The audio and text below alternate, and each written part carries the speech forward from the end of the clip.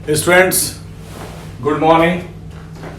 आज की क्लास में नया लेक्चर शुरू करने जा रहा हूं। करंट का टॉपिक आगे कंटिन्यू कर रहा हूं। आज की क्लास में जो टॉपिक है वो है variation in resistance with temperature. आपको मैं एक बात बताऊं, कहा जाता है कि जब हम टेम्परेचर बढ़ाते हैं, टेम्परेचर किसी भी कंडक्टर का, तो कहा जाता है कि टेम्परेचर बढ़ाने से रेजिस्टेंस और रेजिस्टिविटी बढ़ती है। किसमें? कंडक्टर में। In conductor rise and in conductor resistance and resistivity increases with rise of temperature. याद रखना, कंडक्टर के केस में। बट इन सेमी कंडक्टर की बात करूं तो वहां टेम्परेचर बढ़ाने से डिक्रीज होता है।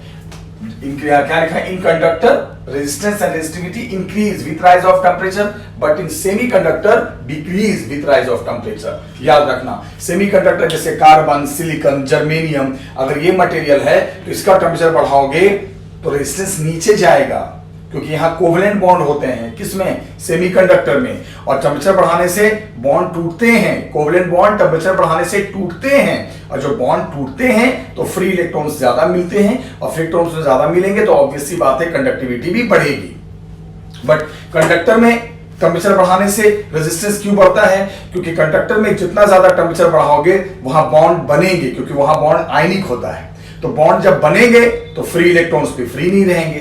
तो टेम्परेचर बढ़ाने से कंडक्टर में फ्री इलेक्ट्रॉन्स कम होने लगते हैं, क्योंकि वहां बॉन्ड बनने लगते हैं। और सेमीकंडक्टर में टेम्परेचर बढ़ाओगे तो फ्री इलेक्ट्रॉन्स और मिलेंगे, क्योंकि यहां बॉन्ड टूटने लगते हैं। याद रखना, तो कंडक्टर में टेम्परेचर बढ़ाने से रेजिस्टेंस बढ़ता है, सेमीकंडक्टर में टेम्परेचर बढ़ाने से रेजिस्टेंस डाउन होता है। इस बात का ध्यान रखना। अब हम बात करते हैं कंडक्टर्स में। कंडक्टर्स में रेजिस्टिविटी का एक ऑर्डर बनाया गया है। सबसे हाई रेजिस्टिविटी मैंगनीन की होती है। मैंगनीन, तो पूछते हैं लोग, मैंगनीन का वायर हम क्यों इस्तेमाल करते हैं? तो बोलोगे due to very high resistance. जहां हाई रेजिस्टेंस चाहिए वहां मैंगनीन, फिर नाइक्रोम, उसके बाद मैग्नीशियम, उसके बाद प्लेटिनम, फिर आयरन, फिर टंगस्टन, फिर एल्युमिनियम, फिर कॉपर, फिर सिल्वर, और लास्ट में एक और है गोल्ड। सबसे ज्यादा रेजिस्टिविटी, सबसे ज्यादा मैंगनीन की और सबसे कम गोल्ड की। तो अगर हाई रेजिस्टेंस वायर बनाना है, हाई रेजिस्टेंस का वायर बनाना है, तो मैंगनीन या नाइक्रोम का इस्तेमाल होता है। लेकिन ज्यादातर हम नाइक्रोम का इस्तेमाल करते हैं, क्योंकि मैंगनीन कॉस्टली पड़ता है और अवेलेबिलिटी ज्यादा नहीं है। तो हाई रेजिस्टेंस में नाइक्रोम का ही इस्तेमाल किया जाता है। अक्सर पूछा जाता है कि जो हीटर के वायर्स होते हैं वो नाइक्रोम के क्यों होते हैं? बोलोगे सर क्योंकि इसका रेजिस्टेंस हाई होता है। और जब इसका रेजिस्टेंस हाई होगा बेटा, जब इसका रेजिस्टेंस हाई होगा तो जिसका रेजिस्टेंस हाई होगा उसमें हीट एनर्जी भी ज्यादा बनेगी, और जहां हीट एनर्जी ज्यादा बनेगी तो ऑब्वियस सी बात है वहां हीटर भी गुड वर्क करेगा। तो क्या समझाया मैंने? सबसे ज्यादा रेजिस्टेंस मैंगनीन का, फिर नाइक्रोम का, ऐसे ऑर्डर जाता है। सबसे कम रेजिस्टेंस गोल्ड का होता है। गोल्ड सबसे कम रेजिस्टेंस, तो इसका मतलब कि एकदम करंट का फास्ट फ्लो चाहिए तो गोल्ड की वायर लो, बट गोल्ड की वायर तो बहुत महंगी होगी, इसलिए कम रेजिस्टेंस में ऑप्शन लोग कॉपर का लेते हैं। हाई रेजिस्टेंस में नाइक्रोम का लेकर चलते हैं, चीप पड़ता है, सस्ता पड़ता है, अवेलेबिलिटी ज्यादा होती है। और लो रेजिस्टेंस में कॉपर चीप पड़ता है, अवेलेबिलिटी ज्यादा होती है। तो लो रेजिस्टेंस में हालांकि गोल्ड सबसे लो रेजिस्टेंस वायर है, लो रेजिस्टेंस मटेरियल है, लेकिन यूज करते हैं कॉपर, और हाई में नाइक्रोम। याद रखना। सेमीकंडक्टर में आपको बता दूं, सेमीकंडक्टर में कार्बन, सिलिकॉन, जर्मेनियम, ये सेमीकंडक्टर मटेरियल होते हैं। इसमें रेजिस्टिविटी सबसे ज्यादा कार्बन की होती है, फिर सिलिकॉन की होती है, फिर जर्मेनियम की होती है। ये तीनों सेमीकंडक्टर के बारे में बताया गया कि रेजिस्टिविटी किसकी ज्यादा होती है। पेपर में ग्राफ बहुत आता है रेजिस्टिविटी का टेम्परेचर के साथ, बहुत आता है। किसका किसका आएगा? एक तो कॉपर का आएगा, एक तो लो रेजिस्टेंस वायर का आएगा, कॉपर का। तो लो रेजिस्टेंस वायर कॉपर का अगर आया कि रेजिस्टिविटी का ग्राफ बनाओ तो ऐसे बनेगा। ये याद रखना शेप, और ये वेरिएशन है। देखो ऐसे ऐसे रेजिस्टिविटी बढ़ती है विद टेम्परेचर, और 150 केल्विन तक 0.4 पहुंच जाती है। ये रेजिस्टिविटी का ग्राफ है। और अगर हम बात करें नाइक्रोम का, दो का ग्राफ बनाओ, एक लो रेजिस्टेंस का बनाओ, एक हाई रेजिस्टेंस का बनाओ। अगर हाई रेजिस्टेंस का बनाते हैं किसका, नाइक्रोम का, तो नाइक्रोम में देखो ऐसे बढ़ती है। देखो यहाँ पे नाइक्रोम के केस में अगर देखोगे तो 0 पे भी रेजिस्टिविटी है, 0 केल्विन पे भी रेजिस्टिविटी है, इसमें होगी, ऑब्वियस सी बात है, तभी तो हाई रेजिस्टेंस है।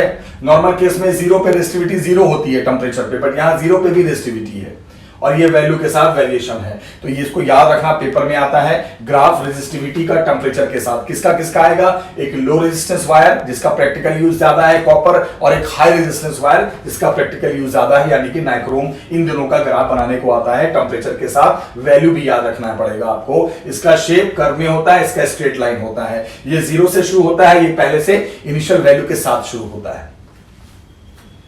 फिर अगर बात करें हम किसका, सेमीकंडक्टर का। सेमीकंडक्टर में जैसे कार्बन हो गया, सिलिकॉन हो गया, जर्मेनियम हो गया, ये सब सेमीकंडक्टर मटेरियल हैं। तो कार्बन, सिलिकॉन या जर्मेनियम की अगर हम बात करें तो सेमीकंडक्टर में मैंने क्या सिखवाया आपको कि भाई सेमीकंडक्टर में क्या होता है कि टेंपरेचर बढ़ाते हैं तो रेजिस्टेंस डाउन जाता है, तो टेंपरेचर बढ़ाओगे तो रेजिस्टेंस कम हो जाएगा। ये है, ये ग्राफ है रेजिस्टिविटी का किसके साथ, टेंपरेचर के साथ। किस केस में, सेमीकंडक्टर में, कार्बन में, सिलिकॉन में, जर्मेनियम में। ये तो इनवर्स है ना, टेंपरेचर बढ़ाने से रेजिस्टिविटी कम होती है ना, तो इसका ग्राफ ऐसे बनेगा।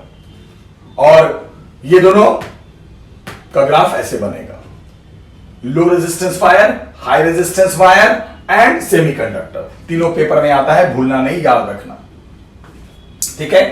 तो ये जो टॉपिक चल रहा है समझ में आ गया होगा, रेजिस्टेंस का वेरिएशन टेंपरेचर के साथ। फिर से समझा दूं, कंडक्टर में टेंपरेचर बढ़ाओगे रेजिस्टेंस बढ़ेगा, सेमीकंडक्टर में टेंपरेचर बढ़ाओगे रेजिस्टेंस डाउन होगा। कंडक्टर में क्या होता है, टेंपरेचर बढ़ाने से फ्री इलेक्ट्रॉन्स कम होते हैं, वहां बॉन्ड बनने शुरू हो जाते हैं। सेमीकंडक्टर में क्या होता है बेटा, टेंपरेचर बढ़ाओगे तो फ्री इलेक्ट्रॉन्स और बढ़ेंगे क्योंकि वहां बॉन्ड टूटते हैं।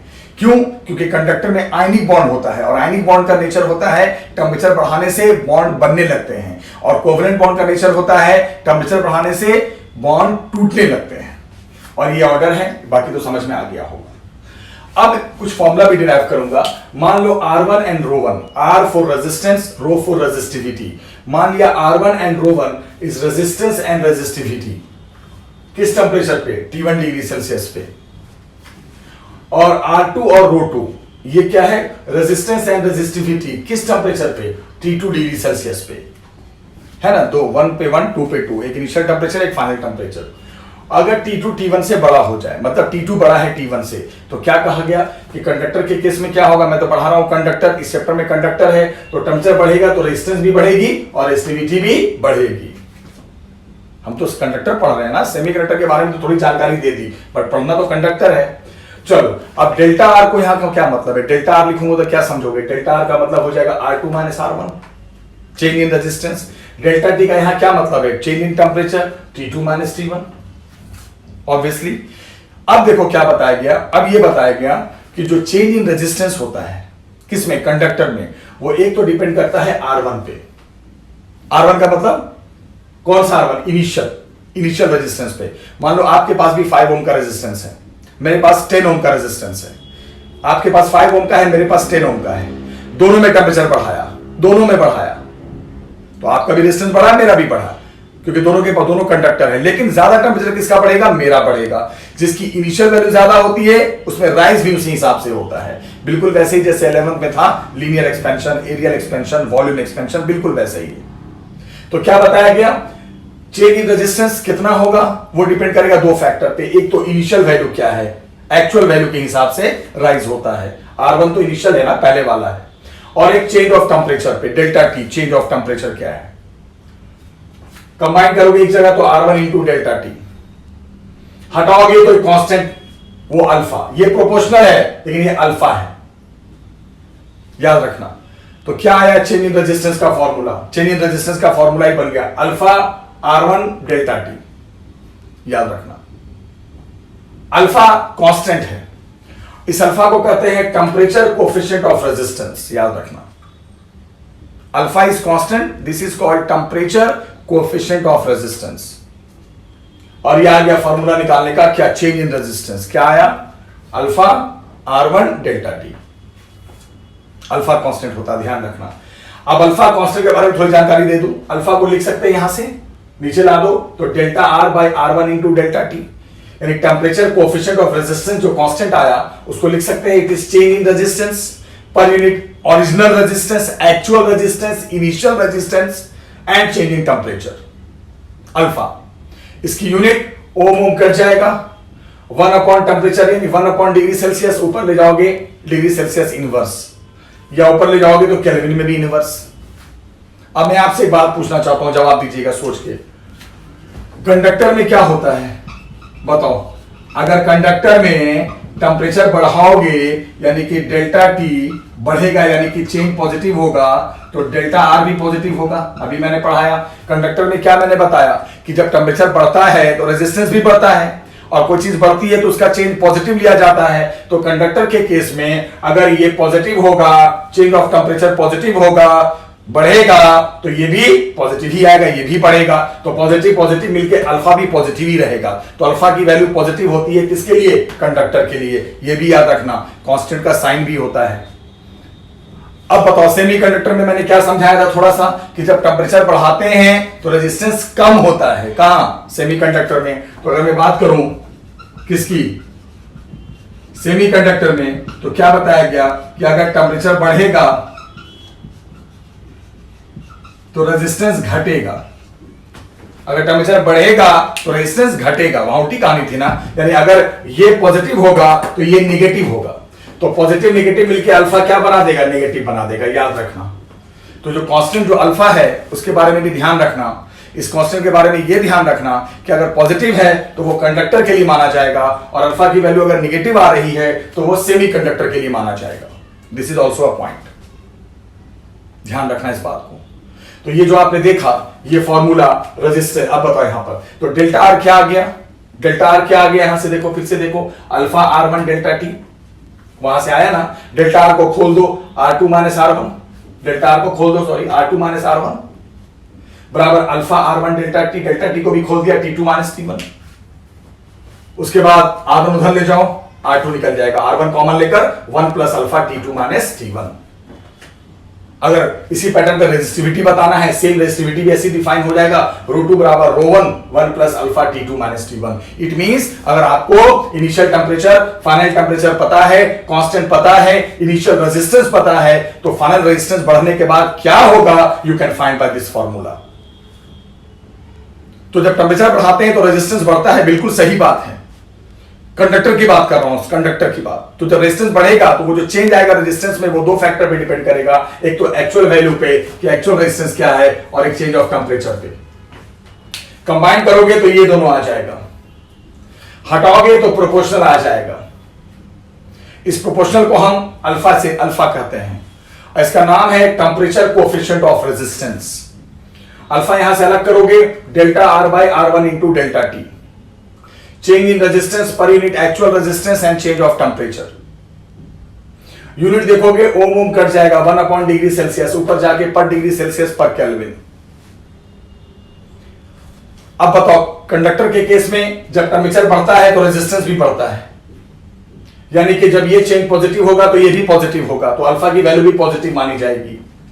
सेमीकंडक्टर में क्या बताया, जब टेम्परेचर बढ़ेगा तो रेजिस्टेंस डाउन होगा, यानी टेम्परेचर चेंज पॉजिटिव लोगे तो ये चेंज नेगेटिव होगा, ये डाउन हो रहा है, तो एक पॉजिटिव एक नेगेटिव, तो वहां अल्फा की वैल्यू नेगेटिव हो जाएगी सेमीकंडक्टर के केस में।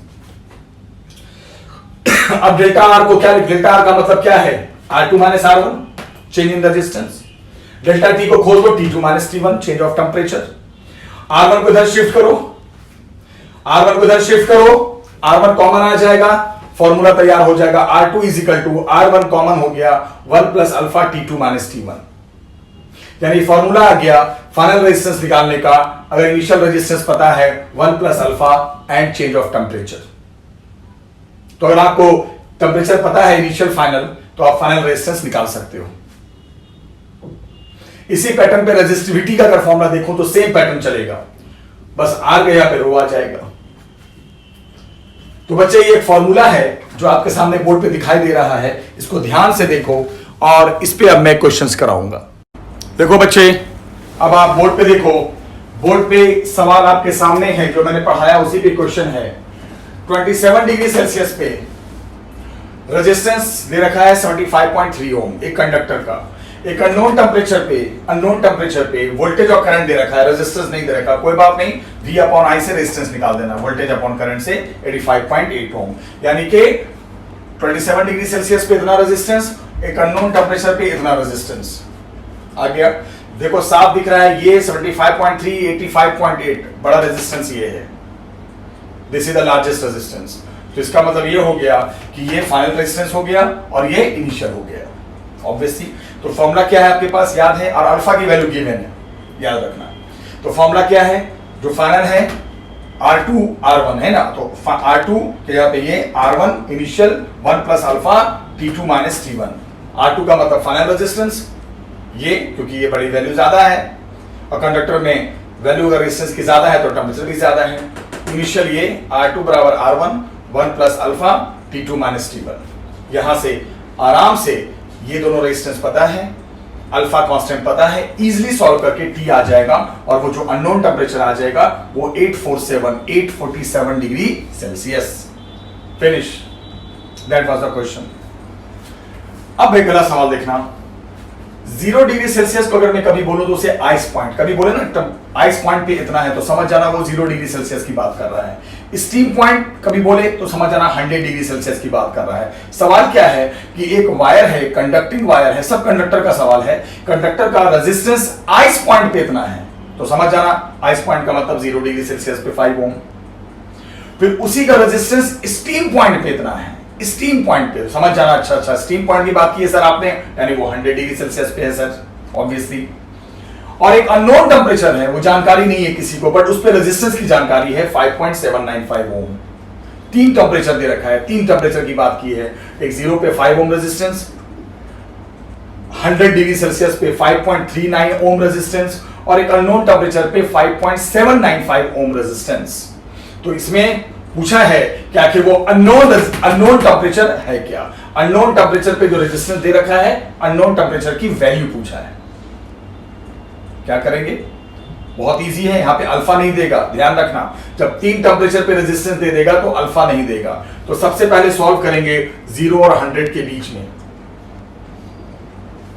पहले सॉल्व करेंगे 0 डिग्री और 100 डिग्री सेल्सियस के बीच में सवाल को। तो 0 और 100 के बीच में सॉल्व करोगे तो ऑब्वियस सी बात है, फाइनल किसको मानोगे, 100 को, इनिशियल किसको मानोगे, 0 को, फाइनल कहां पे होगा, 100 डिग्री सेल्सियस पे।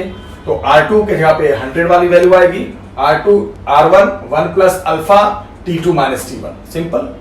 पहले किसके भी सॉल्व कर रहे हैं, 0 और 100 के बीच, याद रखना। तो 0 और 100 का मतलब क्या हुआ, R2 ये फाइनल, ये इनिशियल, ये रखो वैल्यू, पता है, ये भी पता है, अल्फा आ जाएगा, यहां अल्फा नहीं दिया था। चलो अब सॉल्व करो 0 और T के बीच में, कभी भी सॉल्व करोगे एक पेयर को लेकर तो इनिशियल हमेशा 0 वाला ही लोगे, क्योंकि शुरुआत वहीं से हो रही है। तो पहले 0 और 100 के बीच सॉल्व हुआ, अब 0 और T के बीच सॉल्व होगा। चलो 0 और T डिग्री सेल्सियस के बीच सॉल्व करोगे, तो 0 और T डिग्री सेल्सियस के बीच सॉल्व करोगे तो फाइनल क्या होगा, T ऑब्वियसली बात है, 0 तो सबसे लोएस्ट है। कोई भी पेयर बनाओगे, इनके बीच सॉल्व करो या इनके बीच सॉल्व करो, इनिशियल तो सबसे छोटा वाला मानना, चाहे ये पेयर लो चाहे ये पेयर लो, इनिशियल 0 ही होगा। अब 0 और T के बीच सॉल्व करोगे तो T फाइनल के जगह पे, 0 इनिशियल के जगह पे 1 plus alpha T2 minus T1। Alpha तो अभी यहां से निकला है, ये दोनों रेजिस्टेंस दोनों टेम्परेचर पे पता है, अल्फा भी यहां से निकला है, सॉल्व करके T आ जाएगा, यानी वो अननोन टेम्परेचर आ जाएगा। इस सवाल में रेजिस्टेंस तीन अलग अलग टेम्परेचर पे दे रखा था, 0 पे, 100 पे और एक अननोन टेम्परेचर पे, वो अननोन टेम्परेचर निकालना था। तो तीन अलग अलग टेम्परेचर पे देगा तो याद रखना अल्फा नहीं देगा। तो पहले हमने 0 और 100 के बीच हमने सॉल्व किया, वहां से अल्फा फाइंड किया, फिर 0 और T के बीच सॉल्व किया, अल्फा तो पता ही है, वो T निकाल दिया, याद रखना, एग्जाम में आ चुका है। थर्ड सवाल ये भी कई बार आया है, ध्यान से देखना। ये एक ग्राफ है, current voltage graph, current voltage, current y axis पे, वोल्टेज x एक्सिस पे, और दो कंडक्टर के लिए ग्राफ है, A और B, दो कंडक्टर्स हैं। पूछा है कि बताइए, इस ग्राफ को देख के बताइए कि कौन सा कंडक्टर हाई टेम्परेचर पे है। कभी भी ग्राफ का सवाल मैंने 11th में भी पढ़ाया था आपको, स्लोप से होता है। ग्राफ में स्लोप निकालने के दो फॉर्मूले होते हैं, एक तो y अपॉन एक्स और एक tan थीटा, दोनों स्लोप बताता है। तो स्लोप का अगर पहला फॉर्मूला हम y अपॉन एक्स इस्तेमाल करते हैं तो देखते हैं क्या मिलता है।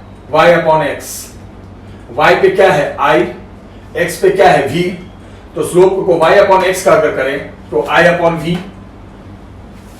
करंट अपॉन वोल्टेज, वोल्टेज को IR लिख दो, I कट गया, स्लोप बराबर 1 अपॉन r, यानी स्लोप रेजिस्टेंस के इनवर्सली हुआ। जानकारी मिल गई, y अपॉन एक्स के कॉन्सेप्ट से ये जानकारी मिल गई कि स्लोप रेजिस्टेंस के इनवर्सली आया। अब स्लोप का दूसरा फॉर्मूला tan थीटा।